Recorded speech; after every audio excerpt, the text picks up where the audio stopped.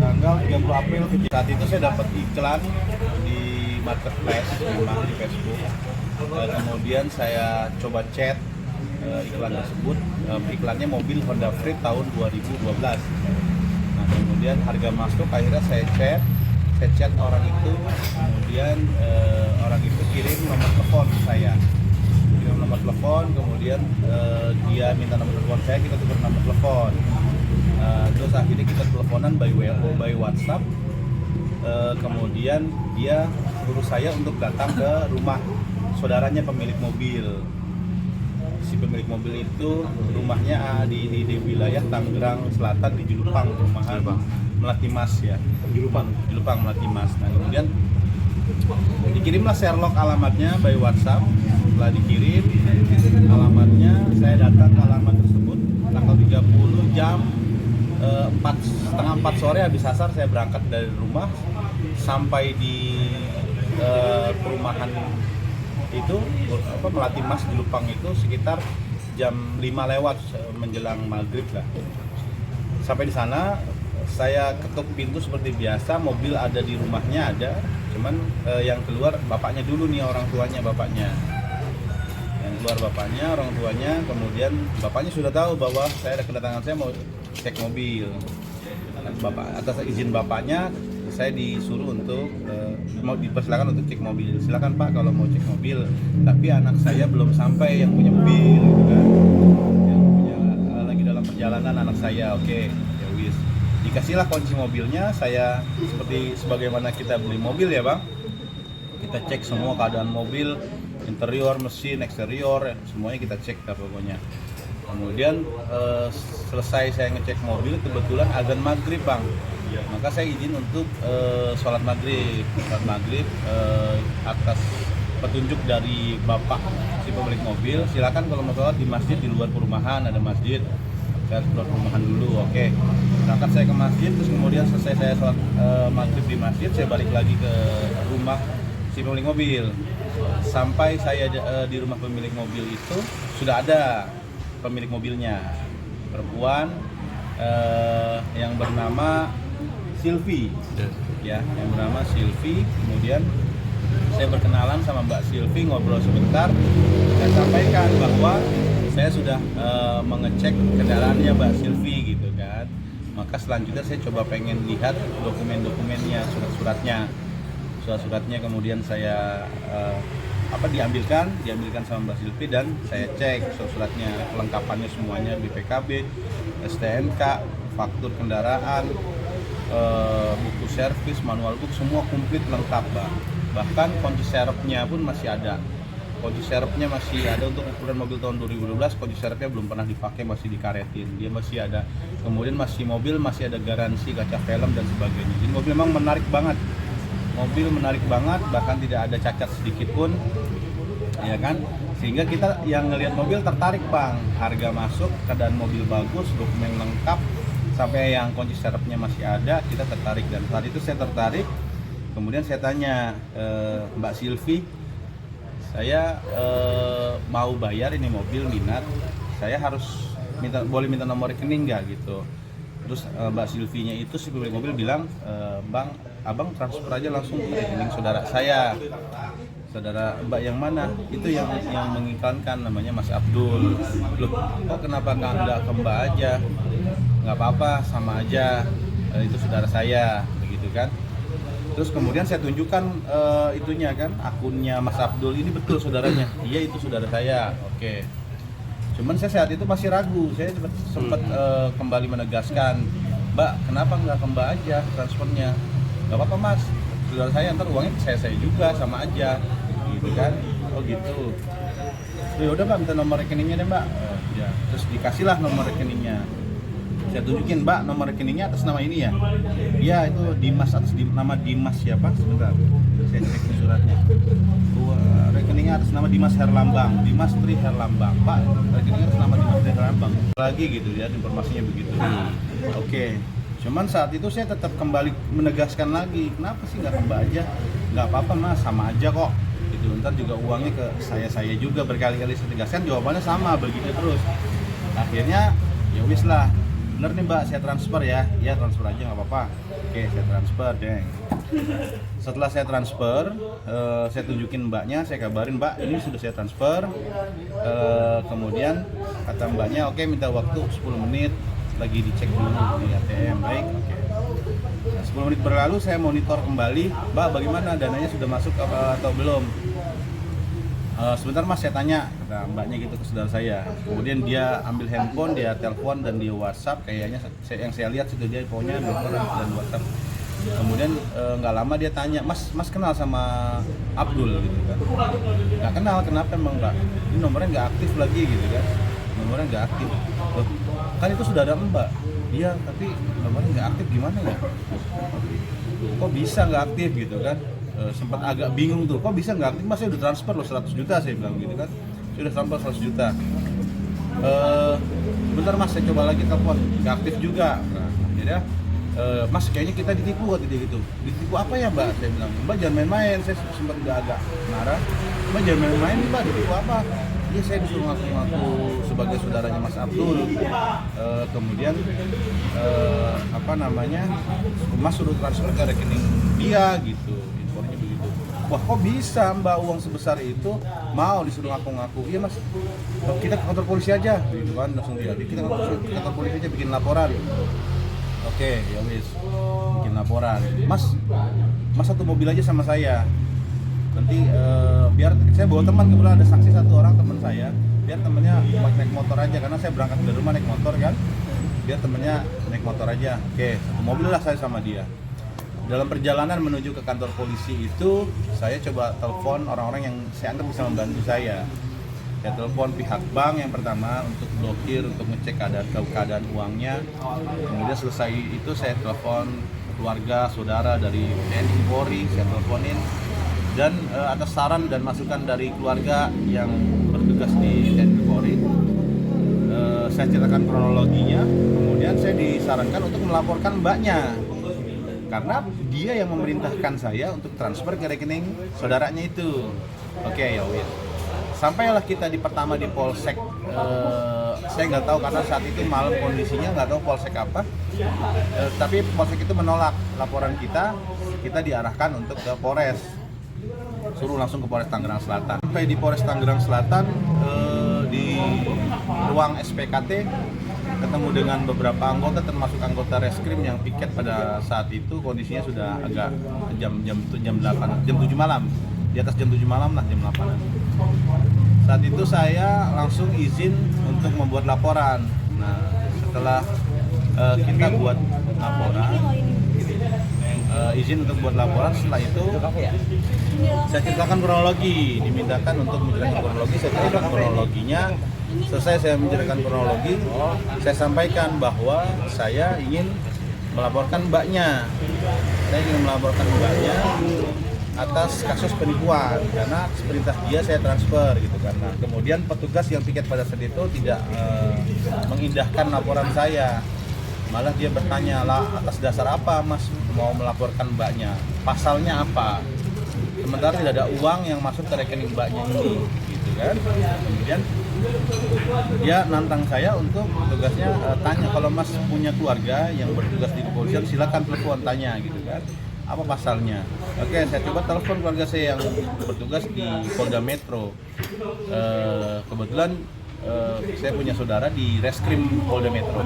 Saya telepon, kemudian dia minta di loudspeaker, saya loudspeaker. Saya izin sama saudara saya, bang ini mau diizin petugas yang piket bertanya pasalnya apa yang bisa menjerat mbak ini gitu kan, karena mbak ini tidak bisa dilaporkan. Loh, kok nggak bisa dilaporkan gitu? Kenapa alasannya? Katanya tidak ada uang masuk ke rekening dia, tapi atas perintah dia kan lu transfer, kata saudara saya bahasanya kan dengan dulu. Iya, atas perintah dia yang perintahkan, dan berkali-kali saya tegaskan untuk transfer ke rekening dia aja. Mbak itunya menolak, suruh tetap kekeh transfer ke rekening saudaranya itu atas perintah dia penuh. Saya mentransfer. Nah, itu kan jelas berarti deliknya masuk dengan pasal 378 penipuan. Nah, kemudian ya wes, oke, saya bikin laporan dulu bang. Saya izin begitu kan, saya tutuplah teleponnya. Saya kembali berbicara dengan anggota yang piket, bagaimana pak seperti itu. Jadi masuk delik pasal 378 penipuan. Tidak bisa tetap penipuan. Apa yang ditipu sama Mbak ini? Apa yang Mbak ini dapatkan? Nggak ada yang Mbak ini dapatkan. Itu dibela oleh petugas pada saat itu yang bikin. Nah, kemudian saya bilang, tapi Pak, kalau Mbak ini tidak memerintahkan saya mentransfer uang ke rekening yang dia bilang saudaranya, pertanyaan saya apakah mungkin ya tapi tetap aja uangnya kan nggak masuk ke dia gitu, dia nggak bisa dilaporkan loh. Terus sekarang apa yang bisa saya laporkan, siapa yang bisa saya laporkan? Masa ada kejadian seperti ini, ada kejadian penipuan seperti ini tidak bisa buat laporan? Mas, kata petugas tersebut, Mas lapor si penerima transfer. Loh, saya kan nggak tahu penerima transfer itu siapa. Dia prinsip penerima transfer itu kan dikatakan sama mbaknya saudaranya dia gitu. Itu berpikir untuk coba kita cari win-win solusi, Bang. Mediasi, saya ajak mediasi mbaknya, saya izin sama petugas yang piket, saya bilang, Bang, mohon izin boleh saya mediasi abang sebagai bapak-bapak sebagai penengahnya?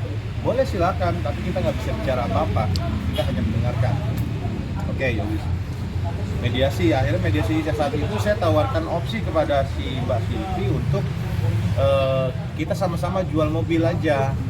Lakunya berapa, nanti mobilnya misalkan laku 150 juta, silakan Mbak ambil 50 juta, uang saya 100 juta kembalikan gitu. Karena ini kan atas dasar perintah Mbak saya mentransfer. Nah, saat itu mediasi kita, opsi saya ditolak oleh Mbak Silvi, ditolak Mbak Silvi nggak mau Mas, kalau saya harus mengganti uang emas, lebih baik saya sarankan mending bikin laporan aja, kata mbaknya. Tetapi nanti kalau saya bikin laporan, Mbak, mobilnya akan dijadikan barang sitaan. Nggak apa-apa Mas, lebih baik disita mobil saya. Loh, lama loh Mbak, saya gituin. Nggak apa-apa Mas, mau lama berapa lama, kayak mau setahun, 2 tahun, 3 tahun, nggak jadi masalah gitu. Nah, tapi begini juga Mbak, kalau nanti dalam proses laporan ini kemudian Mbak terbukti turut serta dalam menipu saya, Mbak akan terancam jadi tersangka dan dipidanakan. Nggak apa-apa, saya lebih baik dipenjarakan aja. Jadi dengan nada yang santai dia jawab oke santai gitu kan, malah justru kayak menantang gitu kan. Ya udah, akhirnya mau tidak mau, tidak mediasi saya lakukan, tidak bisa. Saya mau melaporkan mbaknya juga tidak bisa. Sudah, yang bisa saya dapatkan saat itu, malam itu adalah cuma bisa melaporkan saudara Abdul. Yang kita nggak tahu Abdul itu siapa gitu kan. Yang awalnya dia bilang itu Mbak Silvi itu bilang bahwa dia saudaranya. Tiba-tiba begitu uang udah masuk bukan saudaranya gitu. Waktu itu saya terima lah, cuman satu itu doang yang bisa saya dapatkan. Hanya bisa melaporkan Abdul, saya terima. Sambil saya nanti coba terus kawal proses hukumnya. Sampai akhirnya setelah saya pulang dari Polres, sebelum pulang emang saya juga agak janggal. Kenapa sih Mbak Silvi itu tidak dimintakan keterangan sedikit pun sama kepolisian? Dia bilang dia ditipu, tetapi paling nggak ditanya dong, mana bukti ditipunya? Mana bukti ditipunya?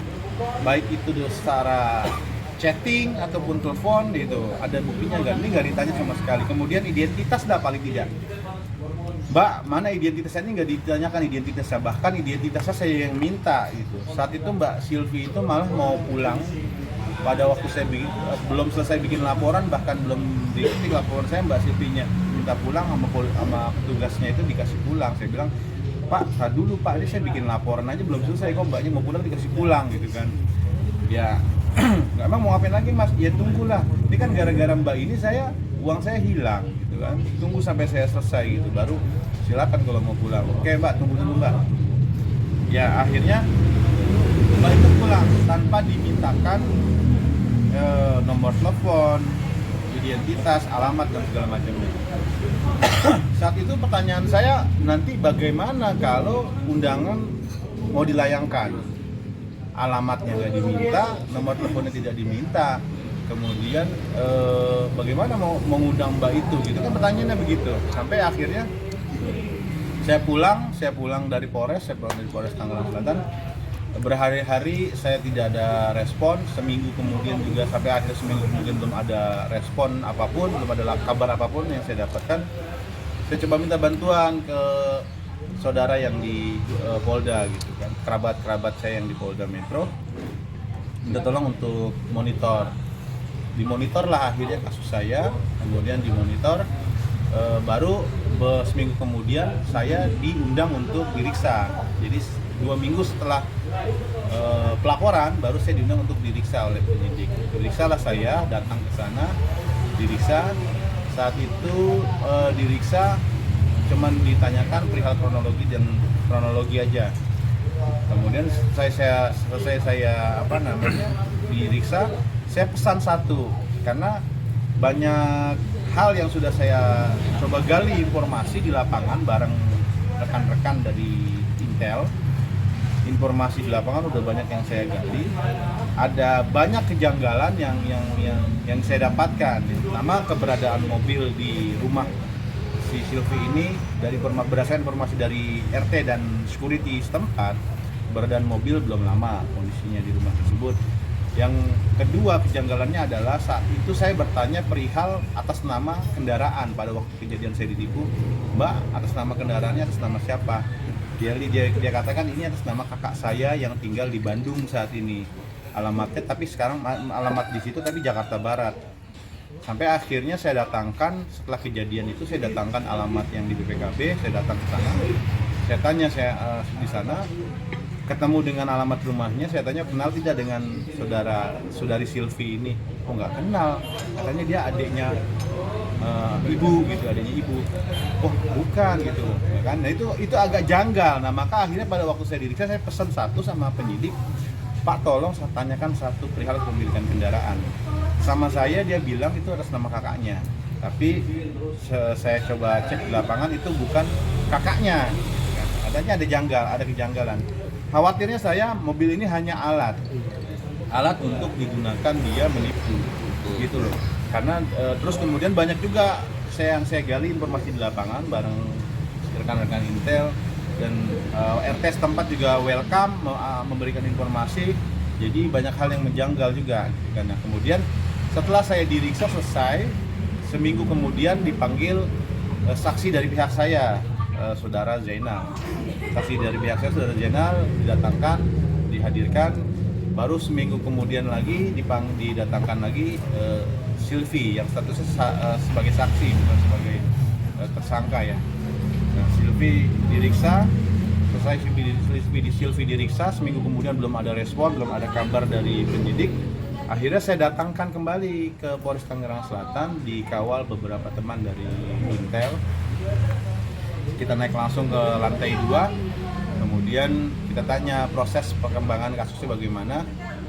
Saat itu mereka bilang kita baru mau melayangkan undangan ke pihak Bank BCA untuk dipanggil wawancara sebagai untuk memberikan keterangan, ya kan, dari pihak Bank BCA. Sementara pihak Bank BCA itu ke saya sudah banyak informasi juga yang mereka berikan. Yang pertama, informasi perihal pihak Bank BCA sudah sampai ke rumah penerima transfer di wilayah Cianjur di atas nama itu. Kemudian itu nggak nyampe 7 hari pihak Bank BCA sudah sampai. Kemudian pihak Bank BCA mengatakan kami dari pihak Bank BCA 24 jam akan memberikan informasi jika pihak kepolisian meminta informasi dari kami 24 jam. Semua data kami pegang, uang lari kemana aja kami tahu dari pihak BCA seperti itu. Ya artinya sebetulnya menurut pandang kacamata saya sebagai orang awam yang nggak ngerti, kasus ini sebetulnya dibilang sulit tidak terlalu sulit Pak, tapi juga tidak mudah gitu kan. Artinya sebetulnya asal ada yang mau mengungkap, ada keinginan untuk mengungkap, bisa terungkap. Karena semua data ada di bank gitu kan, semua data ada di bank. Dan alasan pihak penyidik pada saat itu terakhir saya datang, alasannya mereka merasa kesulitan untuk mengundang pihak bank karena menyesuaikan waktu dari manajemen mereka, menyesuaikan waktunya, jadi susah. Jadi mereka kirim surat, nanti dibalasnya lama gitu kan. Padahal menurut saya di zaman sekarang ya Pak, artinya mungkin barangkali bisa disambangi, datangi kalau memang benar-benar mau mengungkap gitu ya, datangin. Nah kemudian pertemuan saya terakhir dengan penyidik pun juga mereka menawarkan saya untuk mediasi. Saya sebetulnya welcome, silakan Pak, saya serahkan kepada Bapak sekalian. Mau mediasi, monggo, tapi saya tidak mau terlalu rugi. Kalau mau diungkap silakan, karena kami juga sudah banyak informasi yang kami gali, gitu kan. Kami akan berikan informasinya, pihak bank pun juga sudah siap memberikan informasi. Nah, artinya tinggal bagaimana pihak dari kepolisian yang ingin mengungkap, dalam hal ini Polres Tangerang Selatan, gitu kan. Sampai akhirnya sekarang berjalan 2 bulan, hampir 2 bulan, belum temu titik temu. Saya coba sudah layangkan surat ke beberapa kementerian, termasuk ke Bapak Presiden. Saya minta tolong layangkan surat ke Bapak Presiden agar merespon kasus ini, karena sedang marak ya Pak di wilayah Tangerang Selatan, sangat marak. Makanya anggota Polres Tangerang Selatan juga memang bilang sama saya, Pak, kasus ini sangat marak di wilayah kita, makanya hati-hati aja, gitu kan. Seharusnya kasus ini bisa diselesaikan, karena menurut saya kalau sebagai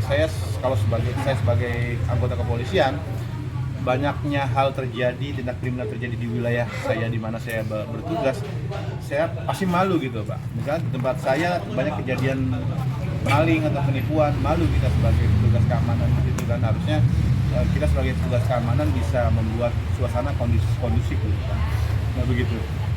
Jadi sementara seperti itu, silakan kalau dari rekan-rekan media yang bertanya kepada saya. Datang ke rumah penjual tadi, itu kata abang tadi kan bapaknya. Nah, status si mbaknya ini apa? Anak. Ibu rumah tangga atau apa gitu? Jadi kalau berdasarkan informasi dari ketua RT, mbaknya ini memang selama ini bisnis jual beli online.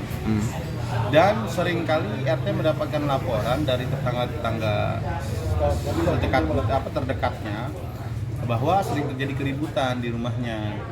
Banyak juga bukan banyak sih, ada beberapa orang yang datang juga marah-marah, merasa ditipu apa segala macam. Informasi dari RT ada beberapa orang, tapi dia memang saat ini waktu itu bukan mobil, jadi barang gitu modelnya. Masih pelajar atau ibu rumah tangga atau bagaimana? Dia ibu rumah tangga, cuma statusnya janda.